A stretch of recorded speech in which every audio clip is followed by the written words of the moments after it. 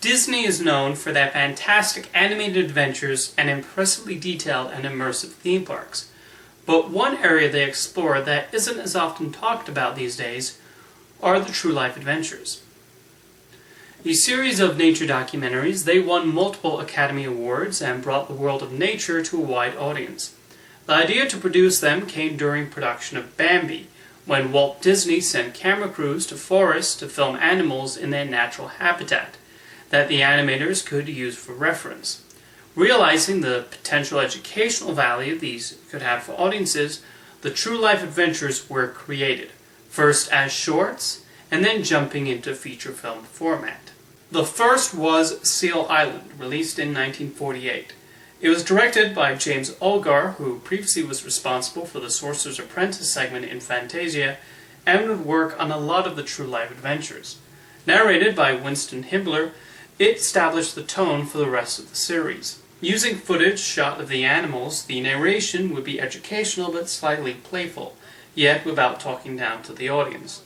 What's remarkable is the footage they shoot of the animals and how they're able to edit and write the scenes together. While the zoo allows you to see the animals in person, this gives you the chance to see them close up in their habitat, and it's very impressive. Initially, Disney's distributor, RKO, was uncertain about producing nature documentaries, but the success of this two-reeler resulted in the production of more. They would follow it up with shorts about beavers, bears, and even nature itself. Waterbirds is a particularly impressive one. As an avid bird fan, I am continually impressed by their abilities at flight, and this film does a remarkable job of showing how they glide, catch fish, and walk about. The way the birds run in the water is one of the funniest yet most amazing things I've ever seen any animal do. The popularity of the true life adventures made Walt Disney confident enough to produce a full-length feature, The Living Desert. Filmed in Arizona, the format was seamlessly expanded to feature length and still proved very entertaining. Again, Winston Hibbler's narration managed to inject personality onto the animals, while not diluting what makes them so fascinating. Probably the most famous scene in the film is when two scorpions battling each other are set to hoedown music. Yet, remarkably, this was not demeaning. White Wilderness, on the other hand, proved to be rather controversial. In one scene, lemmings are shown walking off cliffs during their migration period.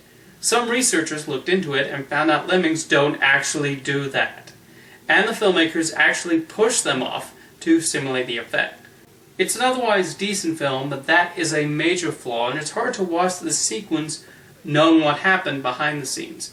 I think Disney is great, but this is definitely one of its less admirable decisions. When they weren't pushing lemmings off cliffs, the filmmakers otherwise tended to write the script afterwards. However, with Perry, they experimented a bit by writing the script beforehand, that was based on a book by Bambi author Felix Salten, and directing the animals and editing to fit the story for what they labeled a true-life fantasy. And the result is a charming little adventure, with a cute little squirrel as our lead. One bit that was not pre-scripted was a fire that broke out in the forest, and while the crew helped firemen to put it out, they actually managed to get some footage of the fire and incorporate it into the story. In 1960, the series completed its run, but the studio would return to nature documentaries with the Disney nature films a couple of years ago. The only one I've seen is Bears, and I enjoyed it for its impressive camera work and the fun of seeing some adorable bears in the wild.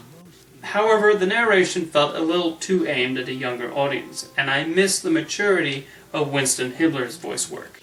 Nonetheless, it's great to see Disney committed to making these films so we can experience these animals in the wild.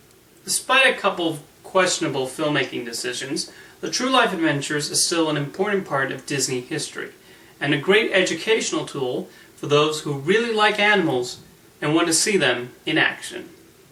See you next time.